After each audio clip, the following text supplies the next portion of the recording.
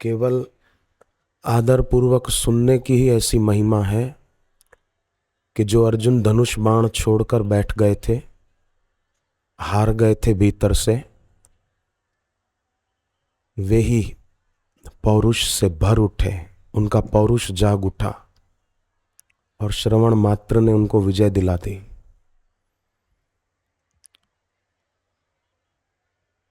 पार्वती जी बहुत संतप्त थी, तो शिव जी के सत्संग को सुनने मात्र से वे खुद कहती हैं बीते सकल क्लेश शांति।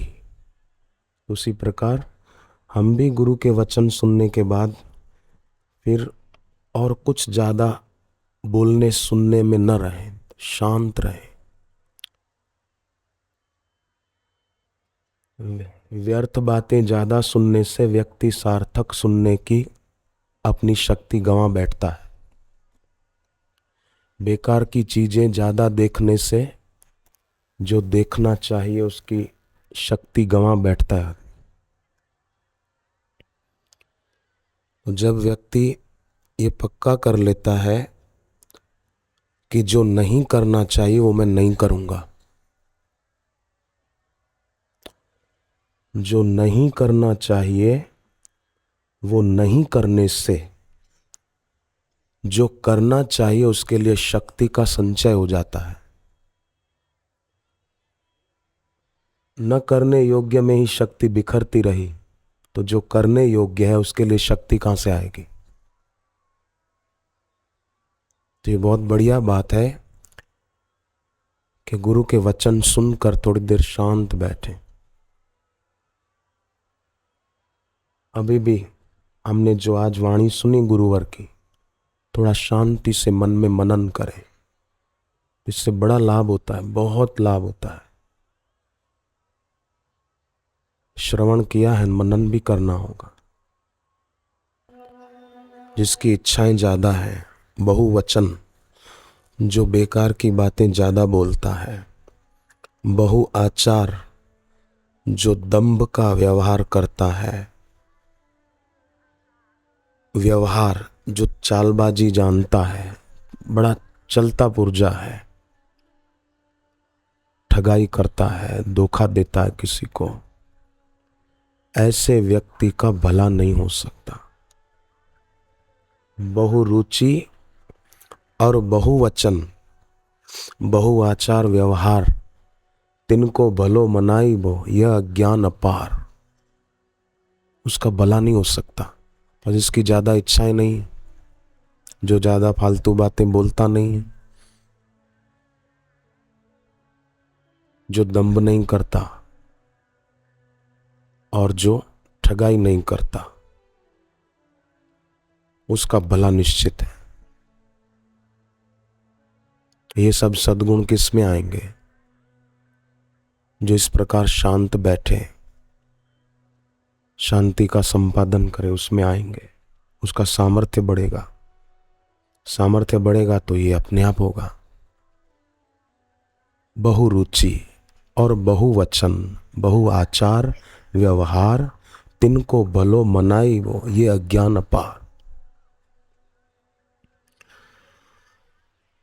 आग लगने पर कुआं खोदे तो उस आदमी को क्या कहोगे? आग लगी और बोले मैं अभी कुआं खोदता हूं और पानी निकाल के आग पे डालूंगा, सब जल जाएगा। पहले से तैयारी रखे। जो पहले से पानी तैयार रखता है, भोगी वो होता है जो कलेजे में अशांति की आग जली और रोने लगा, हाय रे हाय मैं दुखी, मैं दुखी। क्या फायदा? पहले से आंखों में और दिल में प्रेम भक्ति का जल रखता तो अशांति की आग जलती नहीं, शांति रहती।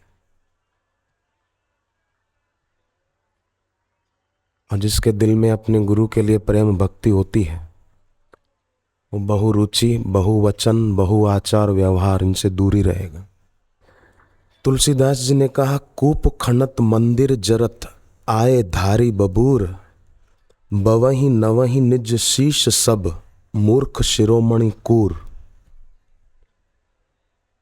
जिसकी निष्ठा नहीं है भगवान में, भगवत प्राप्त गुरु में।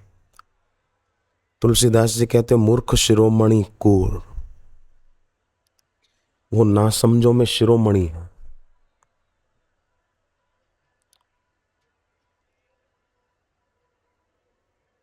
परंतु इस प्रकार जो शांति के संपादन में मानता है और गुरु का कहा करने में मानता है, तो वो समझदारों में शिरोमणि माना जाएगा।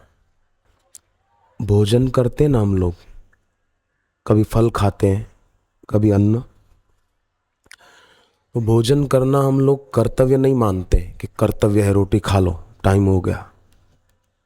नहीं, भोजन करना प्राणों का आधार है। खाएंगे नहीं तो जिएंगे कैसे, पानी पिएंगे नहीं तो कैसे काम चलेगा।